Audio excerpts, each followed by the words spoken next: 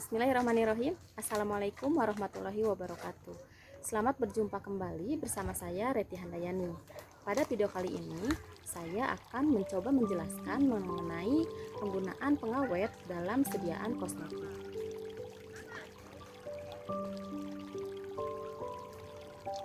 Definisi dari sediaan pengawet atau preservatif merupakan bahan atau senyawa yang ditambahkan ke dalam formula kosmetik atau ke dalam sediaan kosmetik untuk mencegah tumbuhnya bakteri atau jamur yang bisa merusak produk, sehingga diharapkan bahwa produk kosmetik tersebut dapat bertahan lama. Berbeda dengan antiseptik, jika pengawet membutuhkan mikroorganisme pada produk, sedangkan antiseptik pada jaringan hidup dan desinfektan pada benda mati. Pada tahun 1946, adanya kerusakan pada sediaan kosmetik pada talak yang terkontaminasi, di mana organisme yang ditemukan pada sediaan talak tersebut diantaranya adalah Klebsiella, kemudian Enterobacter, Serratia, dan Pseudomonas. Kemudian pada kasus ini dilaporkan bahwa terdapat 4 bayi yang meninggal dunia. Kosmetik terdiri dari komponen air dan minyak yang merupakan bahan yang mudah ditumbuhi oleh mikroorganisme, baik bakteri maupun jamur. Oleh sebab itu, penting di dalam sediaan kosmetik ditambahkan bahan tambahan lain seperti pengawet. Jenis mikroorganisme yang terdapat di dalam sediaan kosmetik diantaranya adalah jamur, ragi, dan bakteri.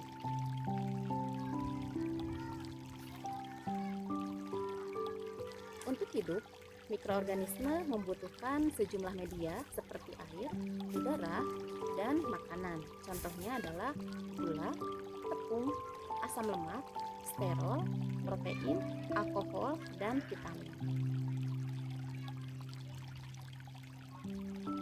Kemudian alasan ditambahkannya pengawet di dalam sediaan kosmetik, selain melindungi produk dari kontaminasi mikroorganisme yang dapat merusak sediaan seperti bau tidak sedap, perubahan warna, kekentalan, dan penurunan efektivitas dari zat aktif. Kemudian yang kedua adalah tuntutan dari pemerintah yang tertera di dalam CPKB dan GMP.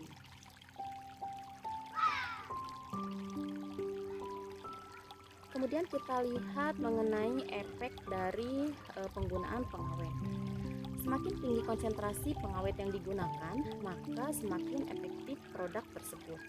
Namun, penggunaan pengawet dalam konsentrasi yang tinggi atau konsentrasi yang besar dapat menyebabkan toksik dan iritan. Umumnya pengawet memiliki sifat asam seperti asam askorbat, asam benzoat, asam dehidroasetat, dan senyawa fenol seperti paraben. Bentuk asam lebih aktif dibandingkan dengan bentuk garam. Semakin rendah pH atau asam, maka semakin besar aktivitasnya.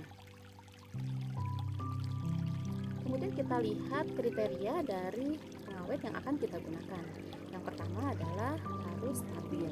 Artinya harus stabil atau harus tahan dalam berbagai suasana termasuk pH dan suhu yang ekstrim. Yang kedua, tentu saja harus harganya murah. Kemudian mudah ditangani, artinya mudah ditangani ketika dalam proses pembuatan atau dalam formulasinya. Selanjutnya harus aman, artinya tidak menyebabkan iritasi. Kemudian tidak berwarna dan tidak berbau, serta aktif selama kehidupan kosmetik. Artinya, ketika dalam proses produksi sampai digunakan oleh konsumen, maka pengawet ini harus sudah berfungsi. Syarat selanjutnya adalah sebaiknya memiliki spektrum yang luas.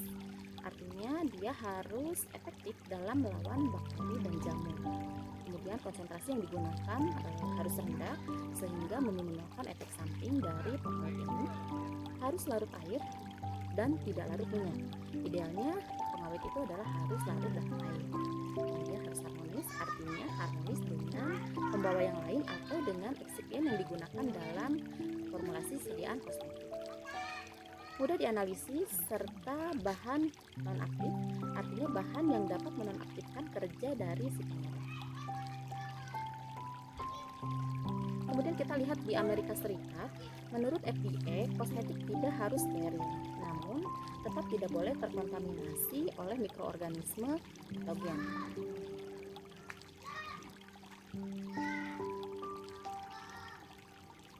FDA melarang pengawet berikut ini, diantaranya adalah heksakloropen. Nah, heksakloropen ini hanya boleh digunakan jika tidak ada lagi pengawet yang dianggap efektif untuk digunakan dalam sedian kosmetik. Namun kalau dilihat dari konsentrasinya, heksakloropen ini hanya diperbolehkan maksimal 0,1%. Selanjutnya ada merkuri. Di sini hanya dibatasi untuk kosmetik di daerah mata saja dengan konsentrasi maksimal 65 dpz. Kemudian yang lainnya ada bitiol dan salisilanilida. Selanjutnya kita lihat di Uni Eropa. Nah, di sini tidak satupun kosmetik yang diperbolehkan untuk mengandung pengawet kecuali yang terdaftar di dalam Aneks 6. Nah, di dalam Aneks 6 ini terdapat daftar pengawet yang boleh dipergunakan dalam sediaan kosmetik. Di antaranya adalah daftar pengawet yang diizinkan serta daftar pengawet untuk sementara diizinkan. Selanjutnya kita lihat contoh-contoh bahan pengawet yang biasa digunakan dalam sediaan kosmetik. Di antaranya adalah paraben. Paraben ini jenisnya banyak, di antaranya ada metilparaben, etilparaben, butilparaben, propilparaben, dan isobutilparaben. Nama lain dari paraben adalah parahidroksibenzoid acid. Nah, digunakan pada sediaan kosmetik seperti pada deodoran dan produk perawatan kosmetik yang lainnya. Zat ini konon dikatakan dapat menyebabkan kemerahan dan iritasi pada kulit. Kemudian paraben aktif melawan jamur namun lemah dalam melawan bakteri, termasuk bakteri gram negatif dan gram positif. Dalam formulasinya, paraben ini sangat sulit dilarutkan dalam air, artinya paraben hanya dapat dilarutkan dalam propilen glikol atau dipanaskan pada suhu 75 sampai 80 derajat Celcius. Konsentrasi yang disarankan 0,4% untuk tunggal dan untuk campuran 0,8%. Bahan pengawet selanjutnya adalah propilen glikol. Banyak ditemukan pada beberapa sediaan kosmetik pembersih muka. Dapat menyebabkan kemerahan dan dermatitis kontak. Namun selain itu, penggunaan jangka panjang dari propilen glikol ini dapat menyebabkan kerusakan ginjal dan hati. Kemudian ada etil alkohol. Nah, etil alkohol ini memiliki aktivitas antimikroba ketika konsentrasinya lebih dari 15%. Nah, lebih dari 15% ini untuk larutan asam, sedangkan untuk larutan basa ini harus lebih dari 18%. Oleh sebab itu, karena konsentrasinya yang tinggi, sehingga bahan ini tidak umum digunakan dalam penggunaan pengawet untuk kosmetik. Kemudian ada isopropil alkohol. Nah, bahan ini dapat menyebabkan iritasi, merusak lapisan asid mental yang terdapat di dalam lapisan kulit, sehingga bakteri dapat tumbuh subur. Bahan ini juga dapat menyebabkan prematur aging. Kemudian untuk selanjutnya ada formaldehid. Nah, formaldehid ini merupakan zat yang harganya selain murah juga memiliki aktivitas yang tinggi. Namun sayang dapat menguap dan bereaksi dengan pewangi, kemudian dapat juga menyebabkan iritasi pada kulit serta mengeluarkan bau yang tidak sedap. Terdapat pada cat kuku dan pengawet kuku. Kemudian konsentrasi yang digunakan untuk formaldehid sebaiknya adalah 0,2% kecuali untuk sediaan higienis mulut adalah 0,1%. Kemudian untuk surfaktan non-ionik, bahan ini bagus dalam eksperimen tetapi jelek dalam formulasi kosmetik. Nah, kebanyakan surfaktan non-ionik ini dapat menyebabkan iritasi pada kulit. Kemudian ada lagi zat pengawet yang namanya adalah asam sorbat. Asam sorbat ini memiliki aktivitas dalam melawan jamur tetapi sangat jelek dalam melawan bakteri. Larutan dalam air sangat terbatas sekali, dapat menyebabkan iritasi pada kulit.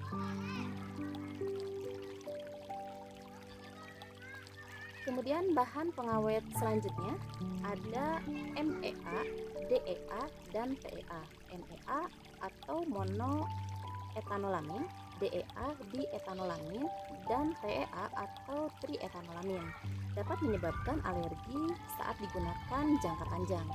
Selain itu dilaporkan dapat menyebabkan kanker pada ginjal dan